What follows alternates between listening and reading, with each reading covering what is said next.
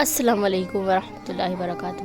تو میں رمشہ بنت صابر آج آپ لوگوں کے لیے لے کر آئی ہوں نبی کریم صلی اللہ علیہ وسلم کی پیدائش سے لے کر ان کے دنیا سے رخصت ہونے کی درمیان جتنی بھی چیزیں ان کے ساتھ پیش آئی ہیں وہ سب میں آپ لوگوں کو بتاؤں گی اور میں اس کی سیریز چلاؤں گی۔ تو ہم شروع کرتے ہیں اور بتاتے ہیں کہ پہلے دن ہم آپ کو کیا بتانا چاہتے ہیں۔ تو ہم پہلے دن آپ کو عرب کا ملک بتاتے ہیں کہ وہ کیا ہے، کہاں ہے۔ تو بسم اللہ الرحمن الرحیم۔ عرب کا ملک ہمارے ملک کے پچھم سمندر بہتا ہے۔ اس سمندر کے ایک کنارے پر ہندوستان ہے اور دوسرے کنارے پر عرب کا ملک ہے۔ اس ملک عرب کا بہت بڑا حصہ ریت اور پہاڑ ہے۔ بیچ کا حصہ تو بالکل غیر آباد ہے، صرف اس کے کنارے پر کچھ سرسبز و شاداب چیزیں پیدا ہوتی ہیں اور اسی کے ملک کے رہنے والے اسی کنارے پر بستے ہیں۔ تو اس کے ایک طرف بحر ہند یعنی ہندوستان کا سمندر ہے اور دوسری طرف ایران کی گھاٹی، تیسری طرف لال سمندر ہے اور چوتھی طرف خشکی میں عراق اور شام کے ملکوں سے ملا ہوا ہے۔ اور اسی لیے عرب کے ملک کو جزیرہ نما یعنی ٹاپو بھی کہا کرتے ہیں لوگ۔ جو حصہ بحر احمر کے کنارے لمبائی میں شام کی سرحد سے شروع ہو کر یمن کے صبوب میں ختم ہوا ہے، حجاز کہلاتا ہے۔ یمن کا صوبہ بحر احمر کے کنارے حجاز سے ایران کی گھاٹی تک پھیلا ہوا ہے اور یہ عرب کا سب سے ہرا بھرا اور آباد حصہ ہے۔ اس کے قریب ایران کی گھاٹی کے کنارے پر بحرین اور اس سے ملا ہوا یمامہ ہے اور بیچ ملک سے عراق تک کا کچھ حصہ نجد کہلاتا ہے۔ تو اب ہمارا دوسرا ٹاپک شروع ہوتا ہے جو کہ ہے حجاز۔ تو ہم آپ کو پہلے بتا چکے ہیں کہ بحر احمر کے کنارے شام کی سرحد سے یمن تک کا جو حصہ ہے اس کو حجاز کہتے ہیں۔ حجاز میں 3 شہر مشہور تھے اور اب بھی مشہور ہیں، ایک مکہ ہے اور دوسرا طائف ہے اور تیسرا یثرب۔ ہمارے پیغمبر صلی اللہ علیہ وسلم ان پر درود و سلام ہو، ان کا یہی تینوں شہروں سے تعلق تھا۔ یہ آپ کو اتنا سمجھ میں آ گیا ہوگا۔ تو میرا تیسرا ٹاپک ہے خدا کے قاصد۔ تو تم روز دیکھتے ہو کہ ایک شخص مطلب کہ کوئی بھی بات جس کو پیغام کہتے ہیں دور کسی دوسرے کے پاس بھیجتا ہے تو وہ اپنی بات کو کسی معتبر آدمی سے کہلا دیتا ہے اور وہ آدمی اس بات کو سن کر دوسرے شخص کو سناتا ہے۔ اس معتبر آدمی کو ہم قاصد اور پیغام لے جانے والا کہتے ہیں اور فارسی میں اسے پیغمبر اور عربی میں رسول کہتے ہیں۔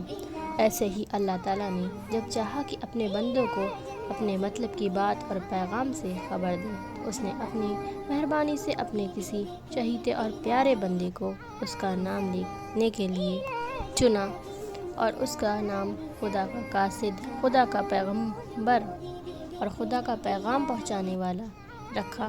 عرب کے لوگ اسی کو نبی اور رسول کہتے ہیں۔ خدا کے ان قاصدوں اور رسولوں کا کام یہ ہے کہ وہ خدا کی باتوں کو بندوں تک پہنچاتے ہیں اور ان کو بتاتے ہیں کہ ہمارا خدا تم سے کیا چاہتا ہے، وہ کن باتوں کو کرنے کا تم کو حکم دیتا ہے اور کن باتوں کو وہ ناپسند کرتا ہے۔ جو بندے اس کا کہنا مانتے ہیں ان سے اللہ خوش اور جو نہیں مانتے ہیں ان سے وہ ناراض ہو جاتا ہے۔ چلتے ہیں اپنے چوتھے ٹاپک کی طرف جو ہے پیغمبروں کا سلسلہ۔ بتائیں آپ کو کیسے شروع ہوا تھا۔ تو شروع کرتے ہیں۔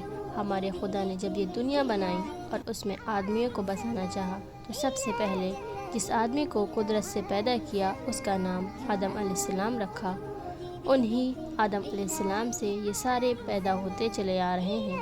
انہی سے حضرت آدم علیہ السلام کے وقت سے اللہ نے اپنے بندوں کو اچھی باتیں سکھانے اور بری باتوں سے روکنے کے لیے اپنے قاصدوں اور پیغمبروں کا سلسلہ بھی دنیا میں جاری کیا، جو ہمارے پیغمبر محمد صلی اللہ علیہ وسلم تک جاری رہا اور اب آپ صلی اللہ علیہ وسلم کے بعد کوئی دوسرا پیغمبر نہ آیا ہے اور نہ قیامت تک آئے گا۔ تو یہ تو آپ کو اچھے سے سمجھ آ گیا ہوگا امید کرتے ہیں۔ تو ہم چلتے ہیں اپنے 5ویں ٹاپک کی طرف جو ہے ابراہیم علیہ السلام کی نسل۔ تو شروع کرتے ہیں۔ آدم علیہ السلام کی اولاد میں مشہور پیغمبر حضرت نوح علیہ السلام کی اولاد میں حضرت ابراہیم علیہ السلام سب سے بڑے پیغمبر ہوئے۔ یہ عراق کے ملک میں پیدا ہوئے اور وہیں بڑے اور جوان ہوئے۔ اس وقت عراق کے لوگ چاند، سورج، ستاروں کی پوجا کرتے تھے۔ حضرت ابراہیم علیہ السلام نے جب یہ دیکھا تو دل میں غور کیا کہ کیا یہ ستارے خدا ہو سکتے ہیں؟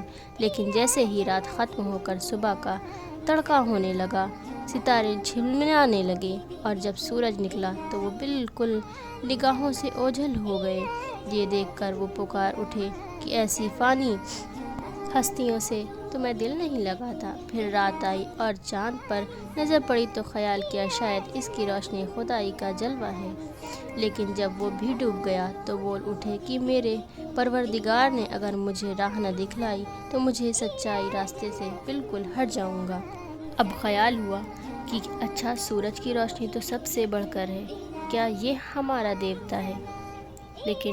لیکن شام کی تاریکی نے اس پر بڑی روشنی کو بھی جب چھپا دیا، تب ان کے دل سے آواز آئی کہ میرے پروردگار کا نور تو وہ نہیں ہے جس کو اندھیرا نہیں ہو سکتا۔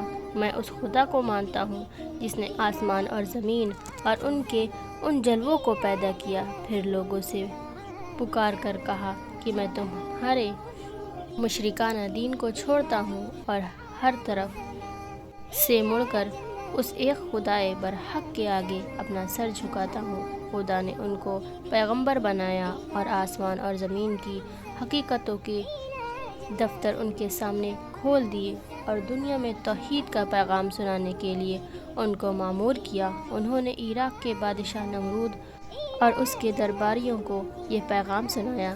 ان کے کانوں میں یہ بالکل نئی آواز تھی۔ انہوں نے حضرت ابراہیم علیہ السلام کو ڈرایا دھمکایا، مگر وہ اپنی بات پر جمے رہے اور ایک دن موقع پر ان کے بت خانے میں جا کر ان کے پتھر کی مورتیوں کو توڑ پھوڑ کر رکھ دیا۔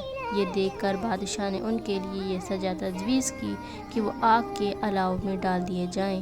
یہ ان کے لیے امتحان کا موقع تھا، مگر ان کی ثابت قدمی کا وہی حال رہا۔ ادھر ان کا آگ میں پڑنا تھا کہ آگ بجھ کر ان کے جان کی سلامتی کا سامان بن گئی۔ جب حضرت ابراہیم علیہ السلام نے یہاں سے شام اور مصر کے ملکوں کا رخ کیا اور وہاں کے بادشاہوں کو توحید یعنی خدا کے ایک ماننے کو کہا، یہ تمام پیغام سنائے، اور جب کہیں یہ آواز نہیں سنی گئی تو عرب کے صوبہ حجاز میں چلے آئے۔ اللہ تعالیٰ نے حضرت ابراہیم علیہ السلام کو 2 بیٹے دیے۔